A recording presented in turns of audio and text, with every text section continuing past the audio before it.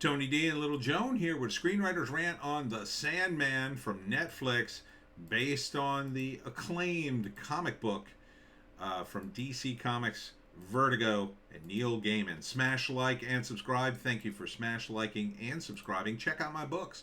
Links in the description. Comedy Horror in South Jersey. It's the Pineys. Books 1 through 9. Available now at Amazon.com. Trade paperback. Kindle Unlimited is free. And let's get into it. Okay.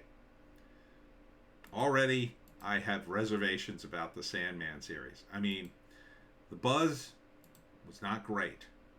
I think Neil spent a lot of time defending the woke changes, which is not a good sign in my view. That being said, Netflix seems to be changing its corporate view, but they had a lot of stuff in the pipeline. This was one of the things. So did they wreck this thing is the question. The guy, man, he's a dead ringer for Sandman. I'll tell you that. He's not quite pale enough, and they're not doing the black eyes, which I think they should have done that. But I guess they're trying to humanize him. This is the TV people talking. Oh, no, we can't do black eyes. Oh, yeah, people, that won't test well. That won't test well. Uh-huh. Yeah, these are the same people who changed Game of Thrones, keep in mind. Not the same exact people, but the same type of people. TV people are good in some respects, bad in others. They're good for taking something that wasn't written well and turning it like a comic book that's just constantly teasing people with an ending. No, they're good on that because they force endings. They'll force an ending every single episode so you have something to watch. Sandman's a great comic. You don't need to force an ending with it. You just need to follow the comic. That they're not following it already is not a good sign to me.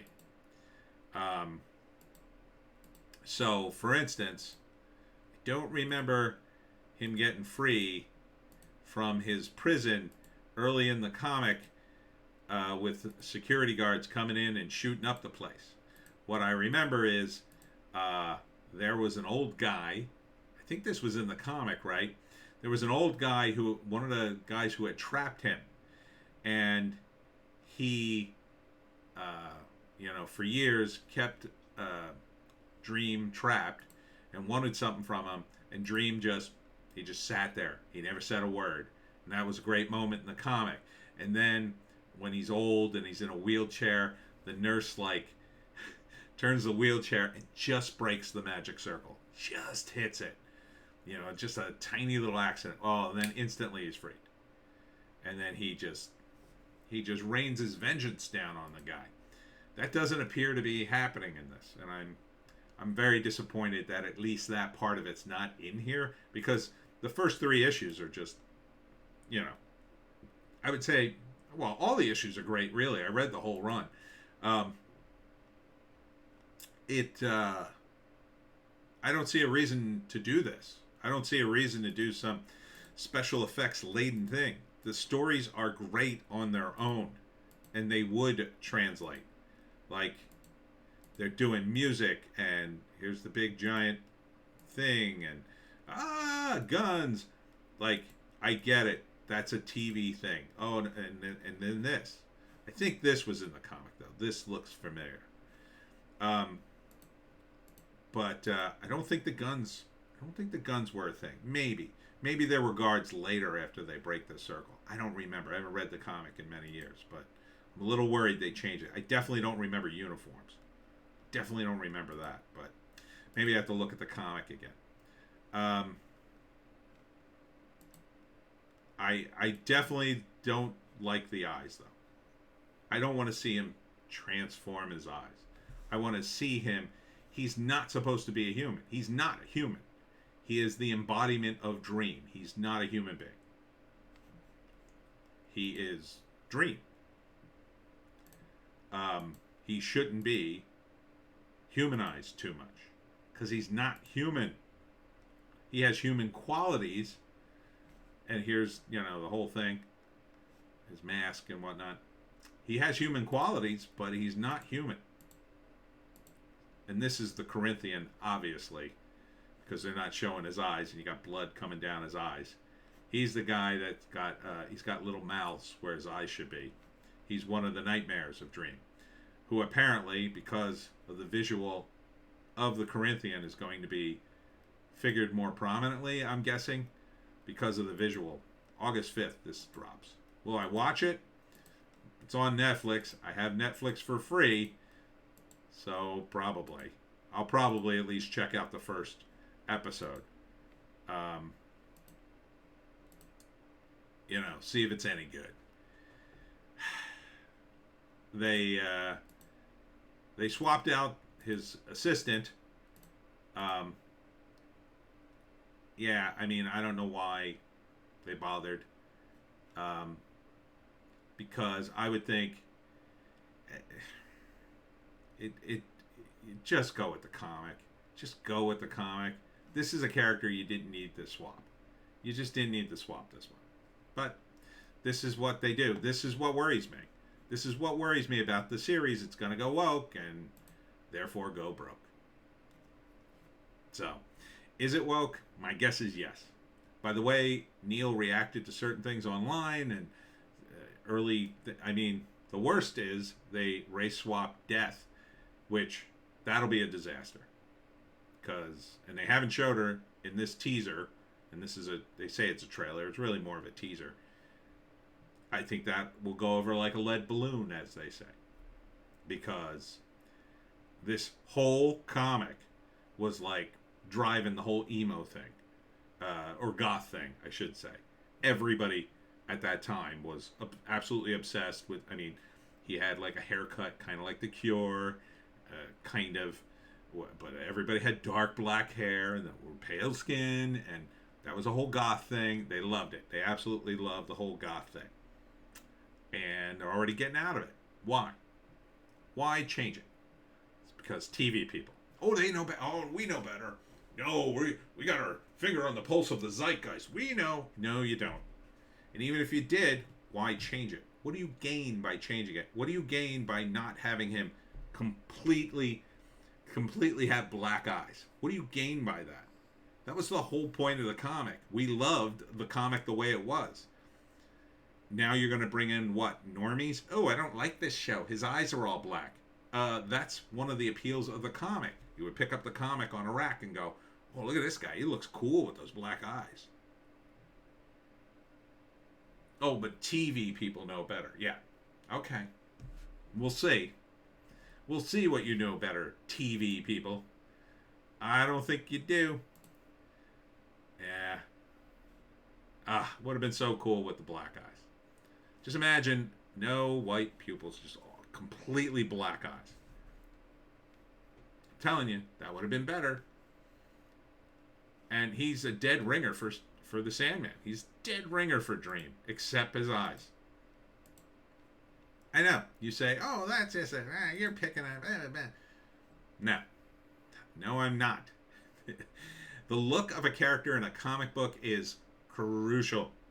You're going to transfer the comic book to the screen. Yes, obviously you got to make some choices. You got to make choices on music. I think the music's a little too epic, but okay. It's not a movie. You don't want to make it too epic, although it is epic concepts. But if you're going to trade off on these epic concepts just to gain some melodrama for the series, no, I think that's a bad idea. TV people, especially on Netflix. You're not a network show. This isn't on a regular TV channel with commercials. You could do whatever you want because it's already something people are going to tune into. This is the exact reason you should do exactly as the comic book did, is because then people who read the comic and love it and are just dying to love this show will then say to their friends, did you watch that Sandman series? They would ask the people who read them. They'd ask somebody like me. In my circle of friends, they would ask me, did you watch Sandman? And my response is going to determine whether or not they watch it. So if I say, oh yeah, I watched it. They changed the whole thing and made it woke and stupid. They're not going to watch it then.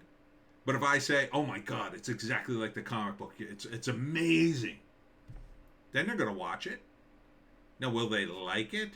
I don't know. If you make it like every other TV show, uh, is that a strategy? No, that's a terrible strategy. Other TV shows suck. Most TV shows suck ass. Sorry to curse. Damn it. Most of them suck. So why would you go down that path? Why wouldn't you want to make it different? The reason Game of Thrones was the greatest show when it launched for 3.5 seasons, was the most amazing show I've ever seen. It was not like any show I had ever seen.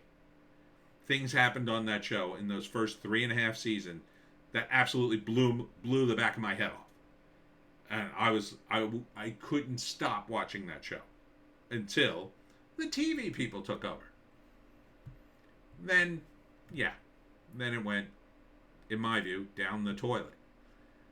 But that's just my opinion. So my sense is, now it still could be good, like good that someone like me who was a fan of the comic will say it. Oh, how was Sandman? Do you want that reaction? That's probably the worst reaction, by the way. If I absolutely hate it, then at least I had a reaction to it. If I go, meh, nah, it's alright, I guess. Then they really don't want to see it. So, stop making TV for normies. You already have TV like that. When you take a comic that was a different comic. This was a different comic for its time. Very different for its time. Pretty much set the tone for Vertigo. It was a huge hit. Why would you change a huge hit? Why would you mess with the formula that worked so insanely well at DC Comics? I sold my run of Sandman for like $400 in the 90s. I mean, I made good bank on that. Good bank at the time. People love that comic. They're going to rake you over the coals if you've effed this up. They're going to absolutely destroy you on the internet. Now, some people will defend it. They want to like this show, just like fans want to love Star Wars or Star Trek or whatever. You'll have a few diehards defend it. Neil is on the show, I believe. Not on the show like an actor, but I believe he's been consulted. So maybe it's good. Maybe he rewrote it.